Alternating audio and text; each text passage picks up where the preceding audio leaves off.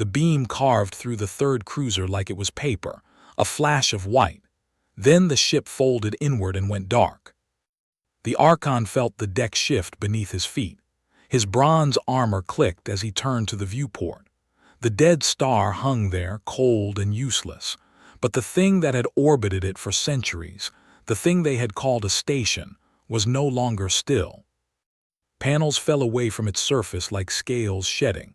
Behind them, not stone but iron, 12 kilometers of hull, 6 engines, each the size of a city block, burning blue-white. The light turned the Archon's scaled face into a mask of hard shadows. He counted the flashes on the tactical display. 1, 2, 3, his ships dying in sequence. The dormant had not fired a single conventional shot. It had used something else, something precise. Each beam found its mark, and each mark was a weak point his own engineers had never known existed. On the bridge of the unyielding dawn, a single green indicator remained lit among a sea of dead red. Korath stared at it. It should not be on. That circuit had been disconnected 3 centuries ago. The display showed 340 emitter arrays, one for every ship in his fleet. They were still powering up, even as his flagship systems shut down around him. The power plant went dark. The bridge lights flickered and died. He stood in clicking bronze armor, 6,000 years old, and listened. The silence was not empty. It was full of the distant pops of rupturing hulls, the hiss of venting atmosphere, the final whispers of comms that had gone quiet. He counted the seconds between each death. 8 seconds for the first wave, 12 for the second, 21 for the third. Then nothing.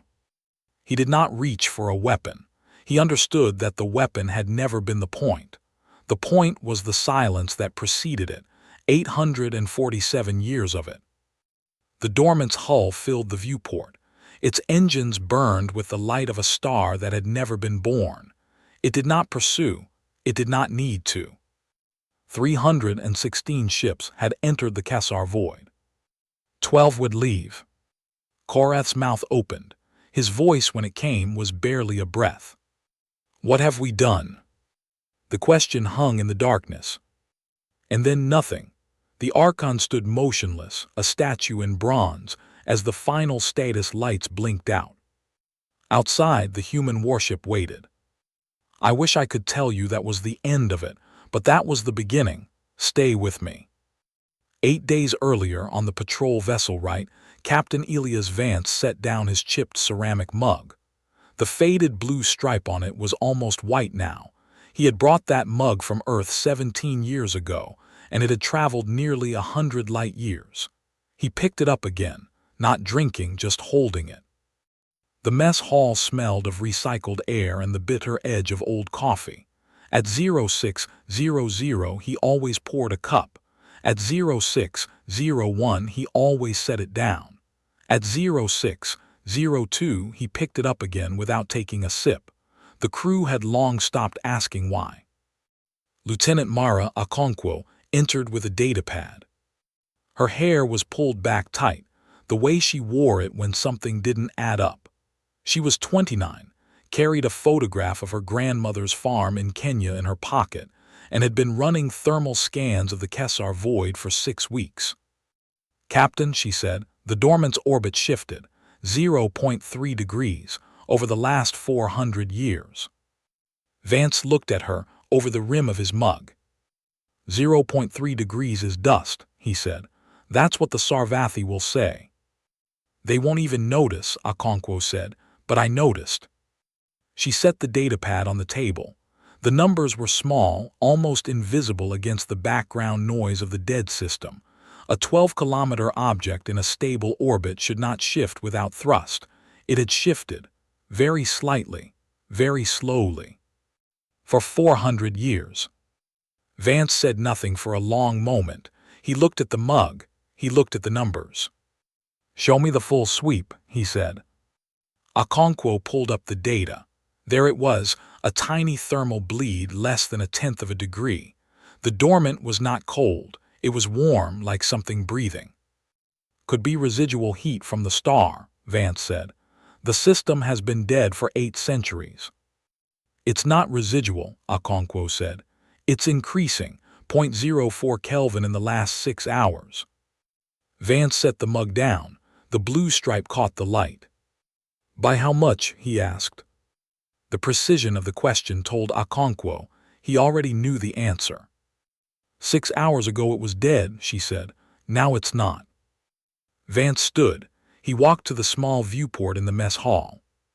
The Kessar void was empty, a black field dotted with distant, cold points. The dormant was not visible from here.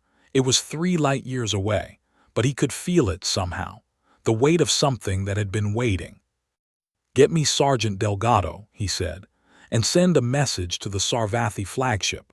Tell them we are conducting a routine mapping survey. Do not mention the thermal shift." Okonkwo nodded and left. Vance picked up his mug again. He did not drink. He just held it, the faded blue stripe pressed against his palm. The Sarvathi fleet arrived 2 days later. 340 ships, led by the unyielding Dawn, a vessel so large it cast a shadow across the smaller human patrol craft. Archon Vel Korath stood in the war room, his hammered bronze armor clicking with every step. He was 6,000 years old and had conquered 23 worlds. He had never been refused. 0.3 degrees, he said, reading the briefing from his tactical officer. Scholar Yasara submitted a report. Scholar Yasara was 312 years old, a Mavari with quiet eyes and a voice that had been ignored for decades. She stood at the edge of the room, holding a datapad. Her species had catalogued the Kessar void for 2 centuries. She knew its dust, its orbits, its silences. "Archon," she said, "the dormant is not a natural formation. It is artificial, it has never moved, but it is not dead." Korath did not look at her. He looked at the tactical map, where the dormant appeared as a gray dot. "Scholar Yasara," he said, "you have been wrong on 17 separate occasions in the last 50 years. You were wrong about the Realoi homeworld. You were wrong about the Valith colony. You are wrong now. The object is a derelict. The Conclave has classified it as an archaeological site. We are not here to study it. We are here to claim it." "There is nothing there to claim," Yasara said quietly. "If it wakes, there will be nothing left to claim." Korath turned. His scaled face showed no emotion. He was a conqueror, not a scholar. 340 ships, he said, versus an empty station. We move in 72 hours. He walked away. Yasara watched him go. She looked at her datapad, the thermal data, the orbital shift, the strange symmetry of the craters on the dormant surface. She had seen this pattern before. Not here, somewhere else, somewhere far older. She wrote a single line in her notes. "They built a trap and called it patience." She did not know who they were, not yet. On the right, Sergeant Pete Delgado sat in the engineering bay, running diagnostic checks on the ship's 2 particle lances. He was 34, with dog tags around his neck, his brother's tags from the Valith relief 11 years ago. His brother had died in a Sarvathi firefight. Delgado had never told anyone why he joined the fleet. He had never told anyone about his brother's last message. That message had included coordinates and a name, the Dormant. "Captain," Delgado said over the comm, "can I see you in engineering?" Vance arrived 3 minutes later. He did not ask why. He just stood there waiting. Delgado closed the hatch behind them. "Sir," he said, "my brother was on the team that helped build it. The Dormant. 847 years ago, before the silence, before we joined the Conclave, before anyone was watching." Vance showed no surprise. His face was a still surface. "You're telling me," Vance said, "that we built a 12-kilometer warship and then pretended it was a station for 8 centuries. "Not pretended, sir. We hid it. We built it to look like something else. We left it here dead, waiting for the right moment." "What moment?" Delgado held up his datapad. On it was a schematic, ancient handwritten, with notes in a script that predated the Conclave's standard language. "The moment," Delgado said, "when someone arrogant enough to ignore every warning decided to claim it. The moment when the Sarvathi fleet arrived. That moment." Vance looked at the schematic. It showed the dormant's true structure: a hull, not stone, engines, not static mass, and an array of emitters, 340 of them, each calibrated to a specific frequency. "Those frequencies," Delgado said, "are the resonance frequencies of Sarvathi armor. Every ship in their fleet has a weak point. The dormant knows where they are. It's been watching for 800 years." Vance was silent. "The thermal shift," Delgado continued, "is a wake-up sequence. The shell, 3 meters of ablative ceramic, is shedding heat through microvents. The internal frame is flexing. It's been dead for so long that it has to stretch before it can move." "How long until it's ready?" 4.2 seconds, Delgado said, "once the final hatch opens." Vance reached for his mug. He had left it in the mess hall. His hand closed on empty air. He looked at Delgado, and for the first time something moved behind his eyes. Not fear, not hope, something older. "Get Ensign Torval," Vance said. "Tell him to plot a visual of the dormant surface, every crater, every anomaly. I want to know what we're really looking at." Ensign Torval had been in the fleet for 14 years. He was not young, but he was not old enough to have forgotten the feel of real ground beneath his feet. He had spent most of his career on mapping assignments, staring at dead rocks. The dormant was just another dead rock. Until he saw the craters. He magnified the image. The surface was pockmarked with thousands of impacts, micrometeorite damage built up over centuries. But there was a pattern, a grid, perfect geometric spacing. "Captain," he said over the comm, "the craters aren't random. They're hatches, all of them, and they're opening." He watched the feed. The hatches 40 meters across were shedding their outer shells, drifting away like shed skin. The surface beneath was not gray stone. It was iron, deep, old, cold iron. And it was moving. "Report to the bridge," Vance said. "Now." Torval ran. On the right's bridge, the view screen filled with the dormant's unfolding shape. The hatches were open now, exposing the hull beneath. 6 engines ignited, blue-white blinding, and the 12-kilometer mass began to turn. Vance stood at the console, his hands flat on the surface. He did not speak. Okonkwo's voice cut through the silence. "Thermal output is spiking. The internal temperature is rising. We're reading power signatures across the entire structure." "How many?" Vance asked. 340 emitter arrays. They're all powering up." "Time?" 4.2 seconds to full charge. "They're calibrating, sir. I don't understand. They're targeting something. The frequencies are matching Sarvathi hull signatures." Vance looked at the screen. The dormant was no longer a station. It was a weapon built before the Conclave existed, designed to end exactly this kind of arrogance. He pressed a single button on the console. A transmission opened. He said 5 words.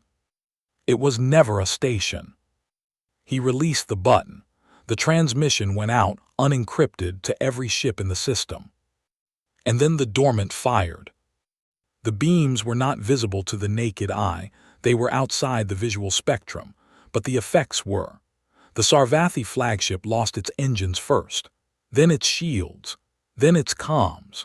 The tactical display on the right showed the unyielding dawn going dark, its power plant disabled by a single precision strike that left the bridge intact.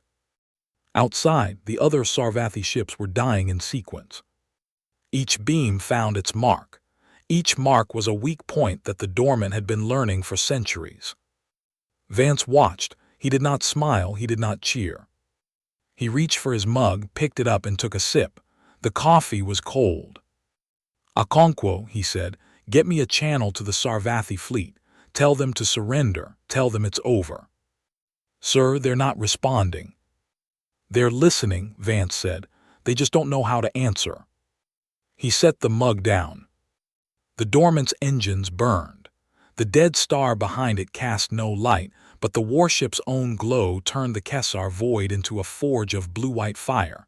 316 ships had entered. 12 would leave. The rest would be silence. The Archon stood in darkness on the bridge of the unyielding dawn. His bronze armor clicked as he turned, a habit from centuries of command. He could hear his own breathing. He could hear the distant hum of the dormant's engines, transmitted through the hull itself. He thought of Scholar Yasara, her 0.3 degrees, her dust. He thought of the human captain who had said 5 words and ended a war. He looked at the viewport. The dormant filled it, 12 kilometers of iron, 847 years of waiting. He understood now. The weapon was not the beams. The weapon was the patience that built them. He did not reach for a weapon. He did not give orders. He just stood there in the clicking bronze armor and listened. The surrender came 3 minutes later.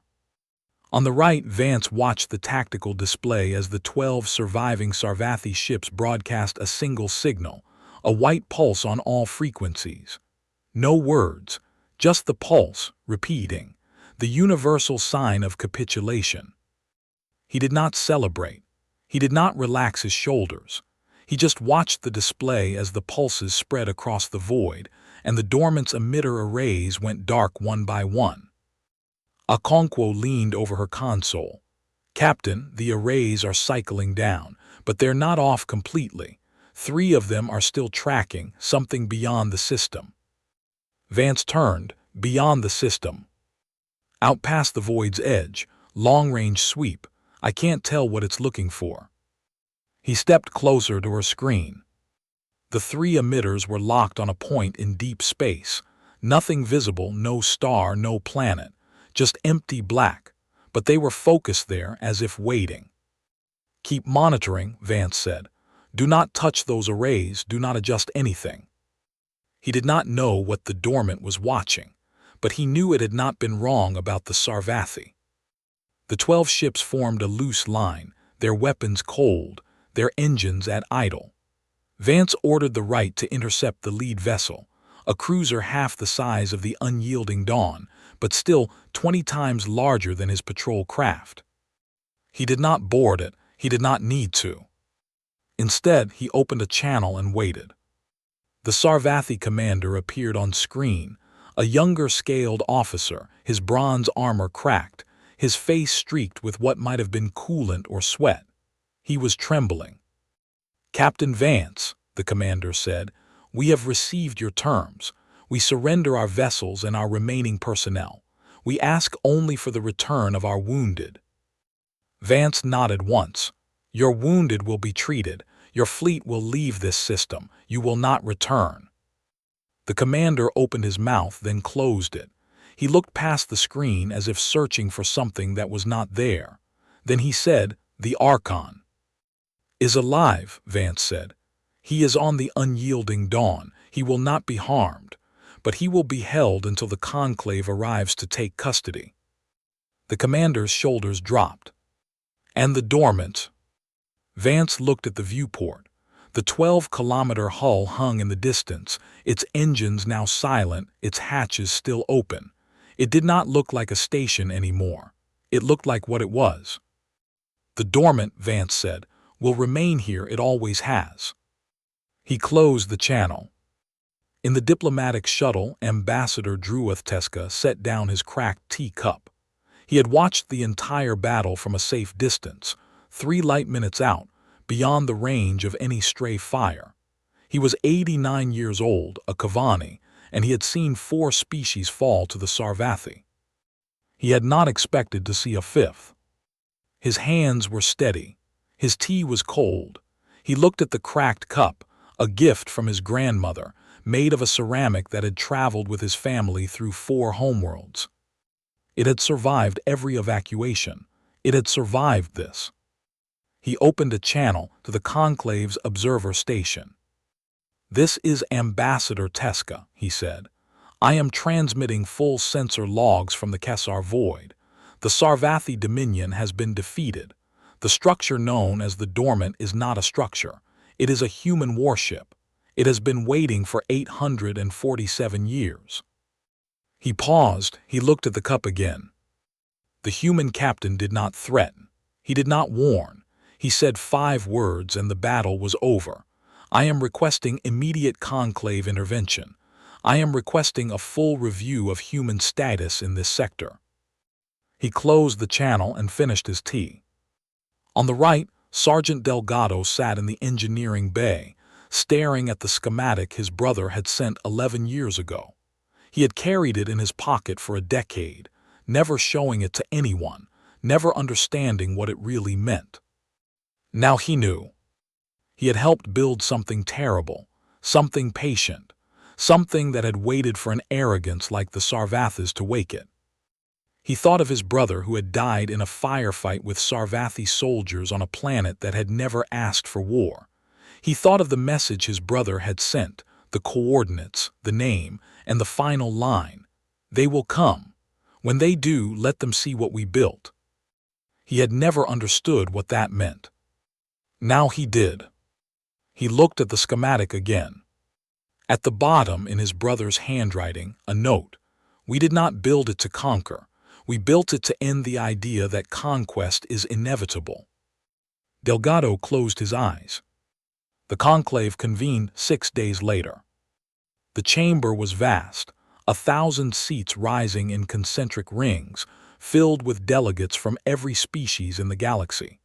The Sarvathi had no representatives. They were in custody. The humans had no official delegates.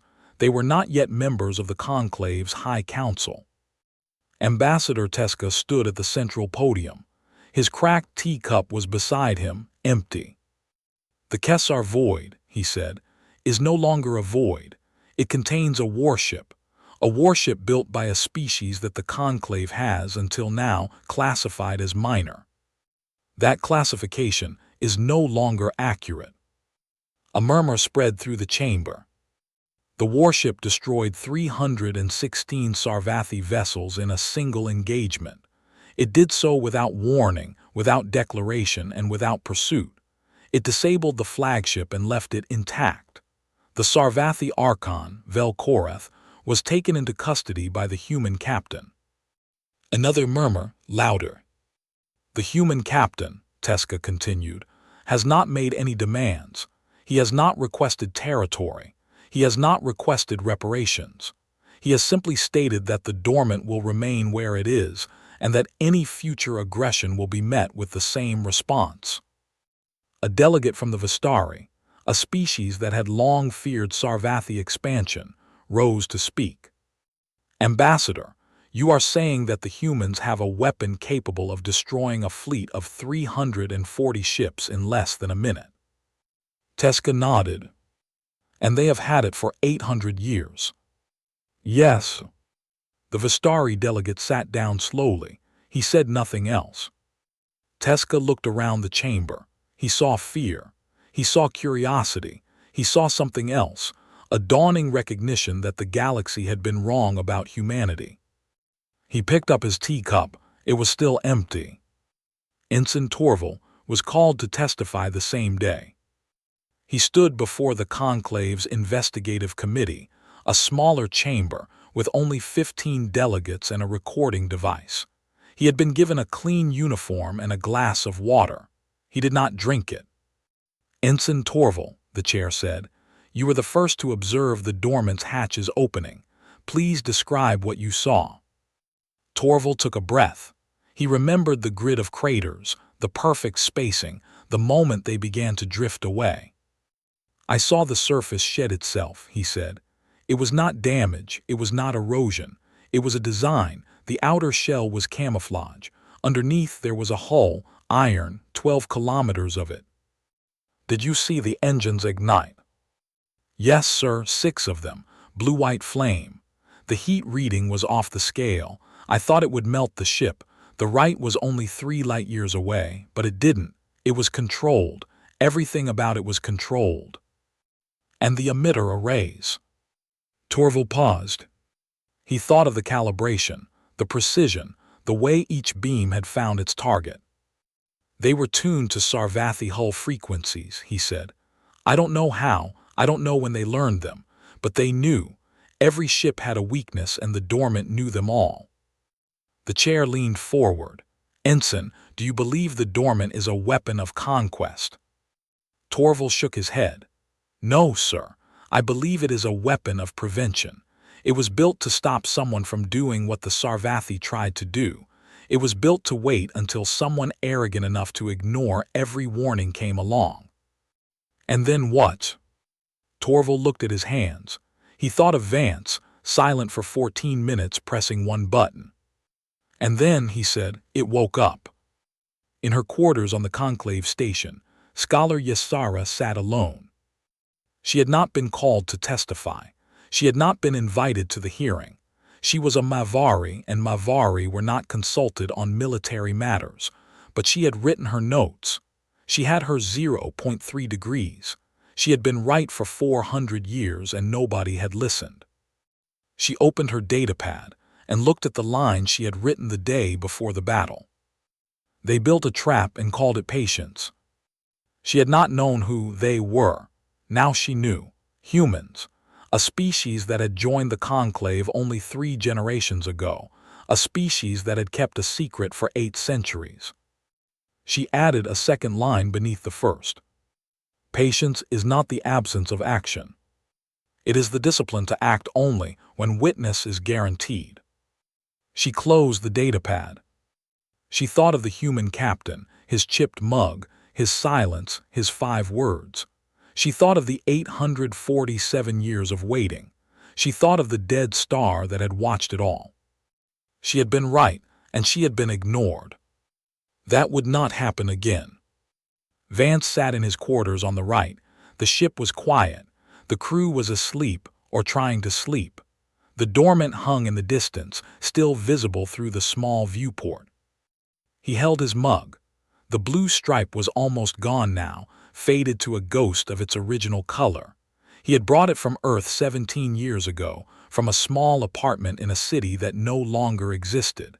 He had carried it through every patrol, every mission, every silence. He had never told anyone why he kept it. His mother had given it to him. She had painted the stripe herself, blue like the ocean she had never seen but had always dreamed of. She had died when he was 12. The mug was all he had left of her. He had not thought of that in years. He set the mug down. It made a soft click against the table. His communicator buzzed, a message from Earth. He opened it. The text was brief, official, cold. Captain Vance, the conclave has requested an audience. Earth is sending a delegation to the Kessar Void. You are to remain on station until further notice. Do not engage the dormant. Await further orders. He read it twice. Earth was sending a delegation, not to thank him, not to congratulate him, to take control of the dormant. He looked at the viewport. The 12-kilometer hull was dark, silent, but the 3 emitter arrays Okonkwo had noted were still tracking something, still focused on that empty point in space. He thought of what Delgado's brother had written. We did not build it to conquer. But Earth might want to. He picked up his mug again. Okonkwo, he said over the comm, those 3 arrays, are they still active? Yes, Captain, no change. Are they targeting anything we can identify? No, sir, nothing in our databases. It's just empty space. Vance stared at the viewport. The dormant was patient. It had been patient for 847 years. It had waited for the Sarvathi. It had waited for the right witness. What else was it waiting for? He did not know. But he knew he would not get an answer before Earth arrived. He set the mug down. Okonkwo maintained surveillance on those arrays. If they shift even a fraction of a degree, tell me immediately. Yes, sir. He leaned back in his chair.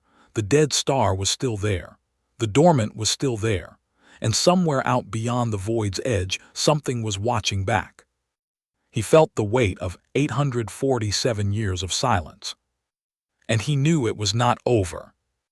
The Earth delegation arrived 3 days later. 3 ships, clean, sleek, military-grade, dropped out of light space at the edge of the Kessar void. They did not announce themselves. They did not request permission. They simply appeared and their comms went active. Vance watched them on the right's tactical display. He had not slept well in 3 days. His mug sat beside him, cold and empty. Captain Okonkwo said, "They're hailing us." Admiral Errol Grayson, Earth Expeditionary Command. "Put him through." The screen flickered. A man appeared, mid-60s, sharp-jawed, dark uniform with gold trim. He did not smile. "Captain Vance," Grayson said, "you are relieved of command of the right. Your crew is to stand down. A replacement officer is inbound. You will remain on station as a consultant." Vance did not blink. "Admiral, with respect, I have a ship and a crew that just ended a war. I am not stepping aside for a replacement." Grayson's eyes narrowed. "You will step aside, Captain, because you are not in command of the dormant. You do not control it. You do not know what it is capable of. Earth does. Earth built it. Earth will decide what happens next."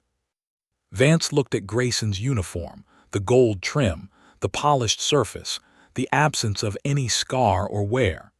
This was a man who had never seen a beam carved through a cruiser. "Admiral," Vance said, "I was there when it woke. I was there when it fired. The dormant is not a weapon you can command. It is a weapon that chooses, and it has already made its choice." Grayson leaned forward. "Your attachment to that object is noted. Your defiance is also noted. You will not be charged, Captain. Public opinion is still favorable, but you will be removed.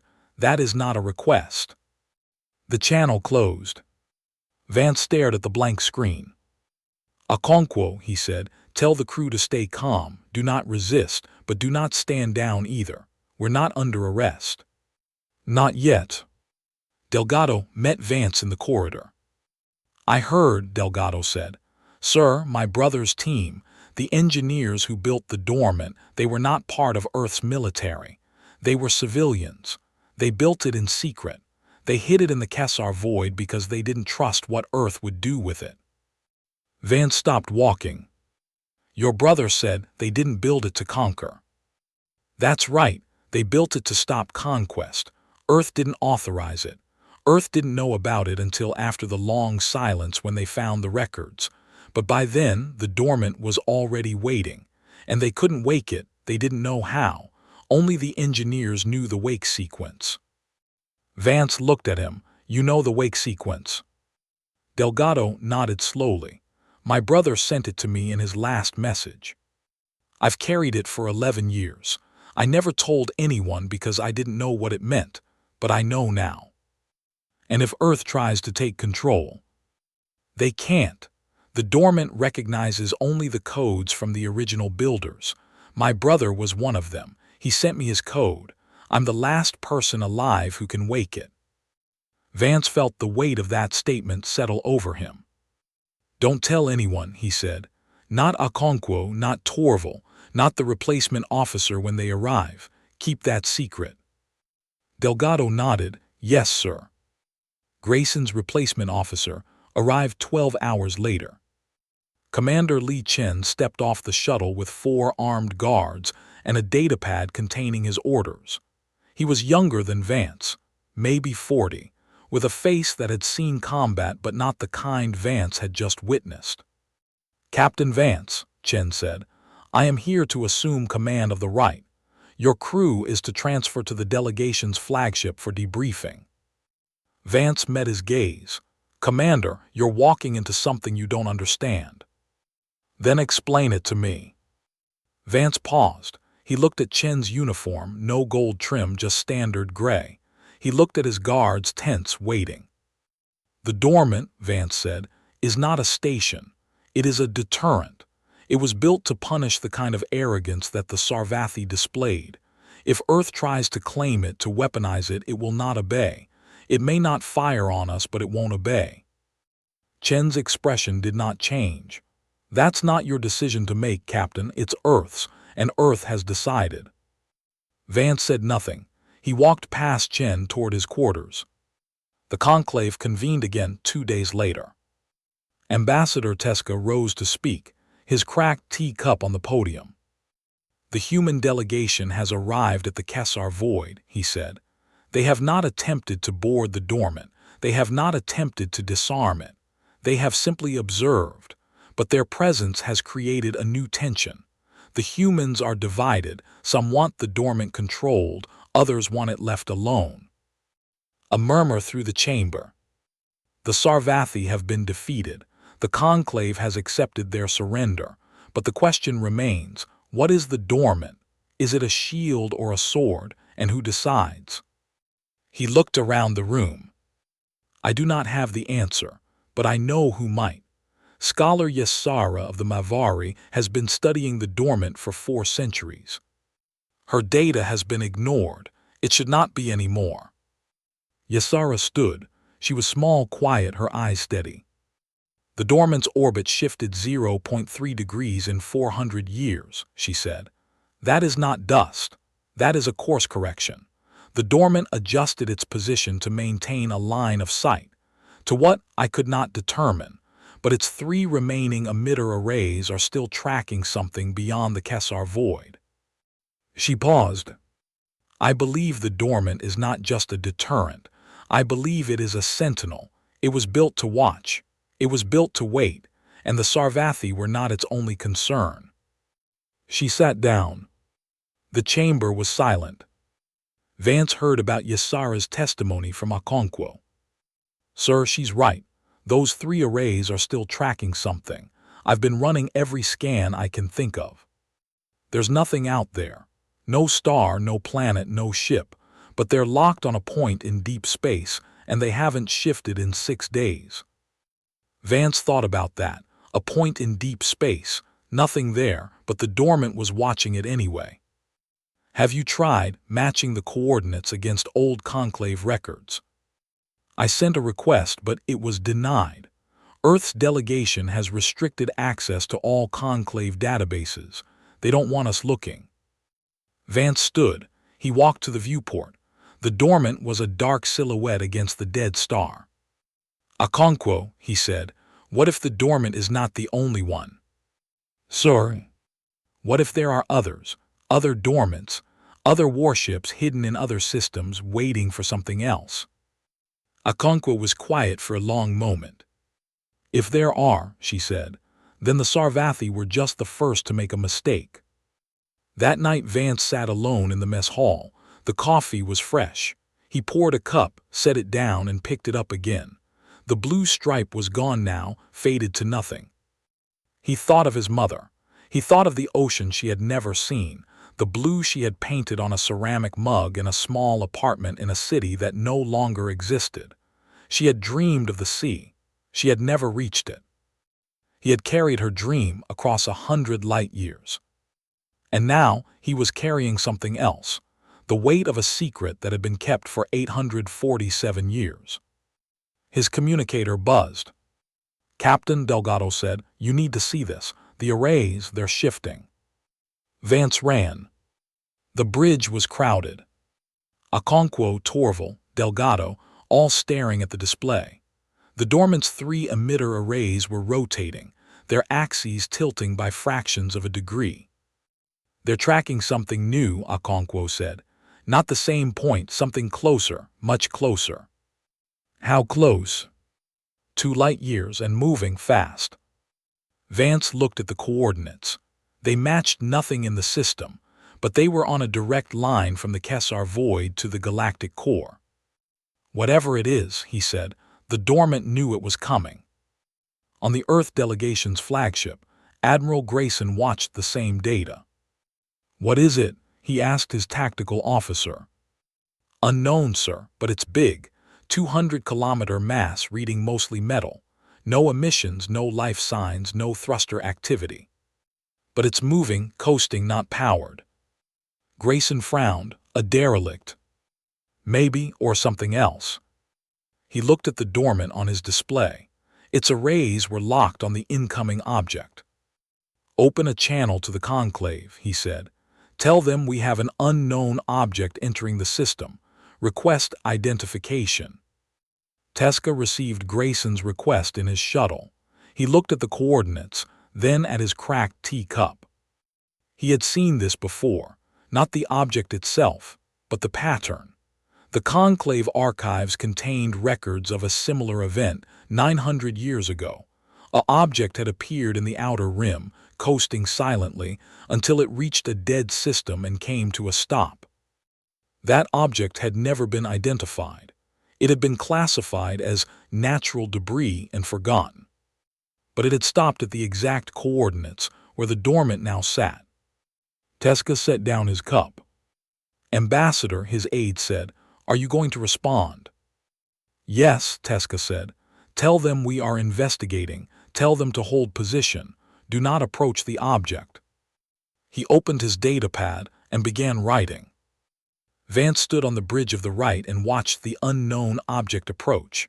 The dormant's arrays were steady now, locked on, waiting. He thought of Delgado's words. They built it to end the idea that conquest is inevitable. He thought of Yesara's testimony. "I believe the dormant is a sentinel." He thought of the object, coasting toward the Kesar void, silent and dark. The dormant had been waiting 847 years, not for the Sarvathi, for this. He reached for his mug. It was cold. He didn't care. "Okonkwo," he said, "send a message to the conclave. Tell them the dormant is not responding to hails, but it is still tracking the object, and it just powered up its main engines." He watched the display. The blue-white light flared. "Tell them it's moving."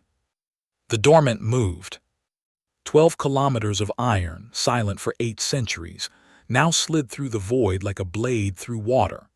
Its engines burned blue-white, casting long shadows across the dead star's face.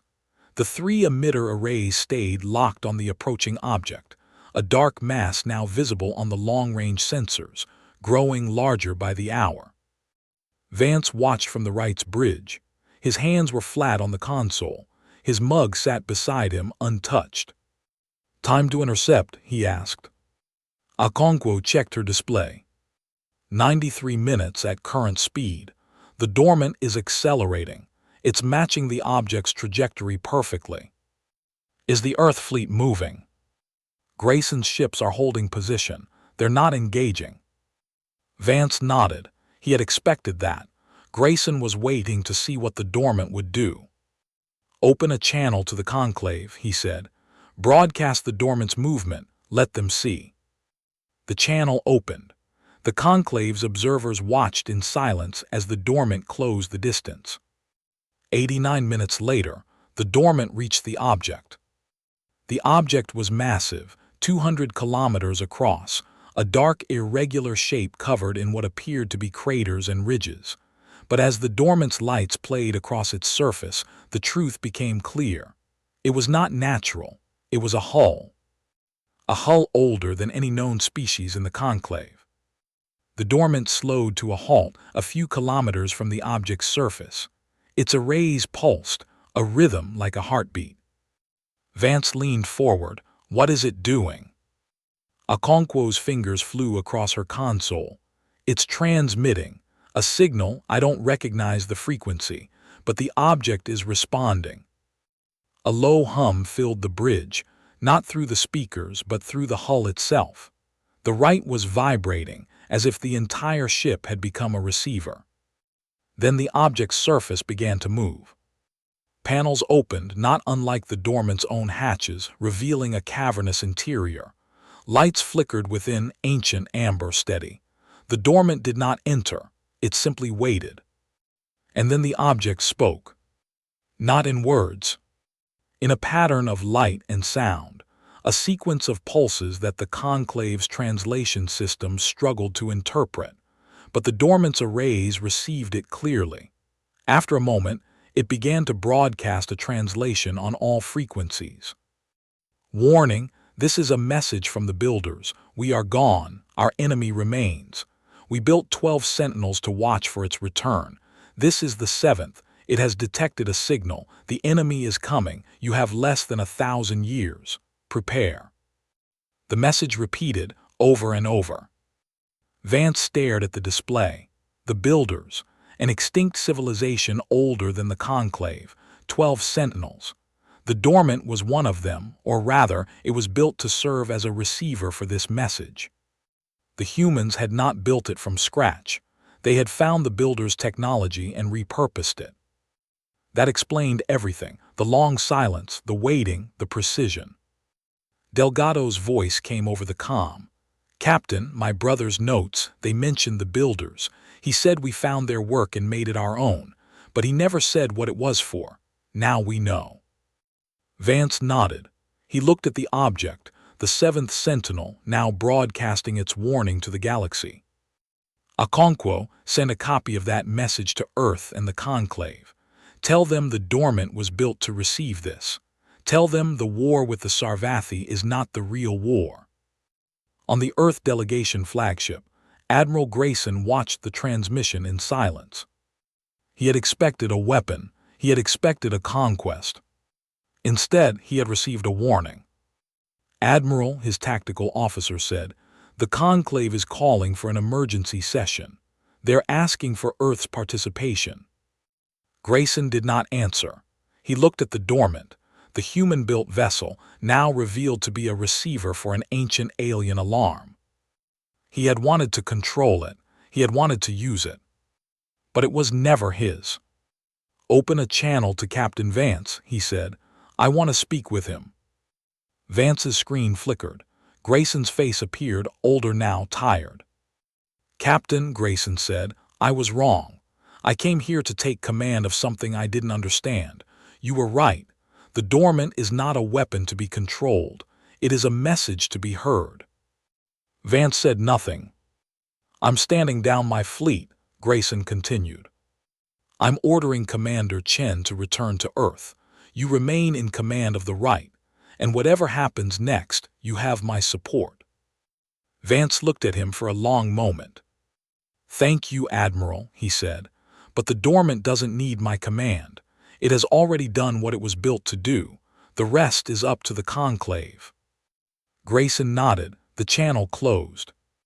Vance walked to the mess hall. He poured a cup of coffee, hot, fresh, the first he had poured in days. He set it down. He picked it up. He took a sip. The coffee was good. It was the first time he had actually drunk it in weeks. He looked at his mug. The blue stripe was gone, faded to nothing. He had carried it for 17 years across 100 light years, through silence and war and the weight of secrets. He set it down. The Dormant hung in the distance, now joined by the 7th Sentinel. They were side by side, two dark shapes against the dead star's glow. Vance thought of his mother. He thought of the ocean she had painted on the mug, the color she had never seen. He thought of the Builders, the warning they had left, the 12 sentinels scattered across the galaxy. He thought of the words Yasara had written. "Patience is not the absence of action. It is the discipline to act only when witness is guaranteed." He had been a witness. He had seen it wake. He had seen it move. And now the galaxy had seen it too. On the Conclave station, Ambassador Teska set down his cracked teacup. He had received the Builder's message. He had seen the Dormant's movement. He looked at his hands. They were steady. He thought of the 4 species he had watched fall to the Sarvathi. He thought of the humans, who had built a trap and called it patience. He picked up his teacup and poured a fresh cup. The future was uncertain. The enemy was coming. But for the first time in his long life, the galaxy was united, not by conquest, not by fear. By a warning. He took a sip. The tea was warm. Torval sat in the engineering bay of the right, staring at the transcript of the Builder's message. He had survived. He had testified. He had seen the Dormant open its hatches. Now he had seen it speak. He thought of his career, 14 years of mapping patrols, dead rocks, empty space. He had never expected to be a witness to history. But he was. He looked at the dormant on the display. It was no longer a station. It was no longer a warship. It was a sentinel waiting for a war that was still 1,000 years away. And he would be long dead by then. He smiled. It was a small smile, but it was real. Delgado sat alone in his quarters. He had his brother's dog tags in his hand. "Brother," he said quietly, "you built something beautiful, something terrible, something that saved us." He set the tags down. He thought of the builder's warning. The enemy was coming, but the sentinels were waking, and the galaxy would be ready. He closed his eyes and said nothing more. Vance stood on the bridge. The right was quiet. The crew was resting. The dormant and the sentinel hung in the void, silent and still. He looked at his mug. The blue stripe was gone, but he still held it. He set it down on the console, next to the transmission log of the builder's message. He looked at the viewport. The dormant had not gone back to sleep. It had never been asleep. It had been waiting. And now it would wait again for the enemy that was still 1,000 years away. Vance did not know if he would see that war. He was already old by human standards, but the dormant would be there. It would wait. And when the time came, it would move. He turned away from the viewport. He picked up his mug. He walked to the mess hall and poured another cup of coffee. The coffee was hot. The mug was empty of color. But it still held the memory of the sea.